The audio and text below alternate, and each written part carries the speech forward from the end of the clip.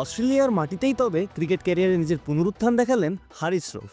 One day সিরিজের পরও এবার টি-20তেও তিনি অজিদের মাথা ব্যথার কারণ হচ্ছেন।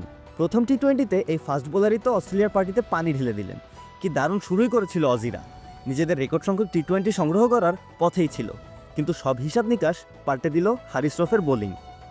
অস্ট্রেলিয়া থেকে পাওয়া দীক্ষাটা ভালোই কাজে লাগাচ্ছেন হারিস। বিগ ব্যাশের দল মেলবোর্ন স্টার্সের প্রোডাকশন তিনি, সে বিদ্যাটা পুরো অস্ট্রেলিয়া সফর জুড়েই কাজে লাগাচ্ছেন। খাদের কিনারায় চলে যাওয়া ক্যারিয়ারটা নতুন করে গড়েছেন। লেবুর সুঘ্রাণ আরো বেশি, ত্বকের যত্ন আরো বেশি, চলে আরো বেশি। আপনার পকেটে কি বিদেশি না বাংলাদেশি? তবে প্রক্রিয়াটা সহজ ছিল না। মাত্র 3 ওভার 1 বলে বিনা উইকেটে 50 রান ছুঁয়ে ফেলেন অস্ট্রেলিয়া। সিডনি ক্রিকেট গার্ডেনে তখন ম্যাথু শট আর জ্যাক ফ্রেজার ম্যাকগার্ড শটের পসরা সাজিয়ে বসেছেন। তখন আক্রমণে এসে 1 ওভারে জোড়া আঘাত রৌফের। টানা 2 আঘাতে কার্যত অজিদের রানের চাকার লাগামটা টেনে ধরতে পারে পাকিস্তান। জরুরি ছিল এর মধ্যে ম্যাকগার্কের উইকেট। তিনি ওই সময় 222.22 স্ট্রাইক রেটে ব্যাটিং করছিলেন। রৌফের এই আগ্রাসী বোলিংয়ে শেষ অবধি অস্ট্রেলিয়া বড় সংগ্রহ জমা করার স্বপ্ন নস্যাৎ হয়ে যায়। অস্ট্রেলিয়ার বোর্ডে জমা করে মাত্র 147 রান।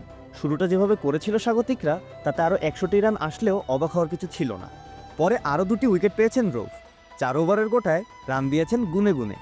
ইকোনমি রেট মাত্র 5.8। নাবিদ আবদুল্লাহ, খেলা 71।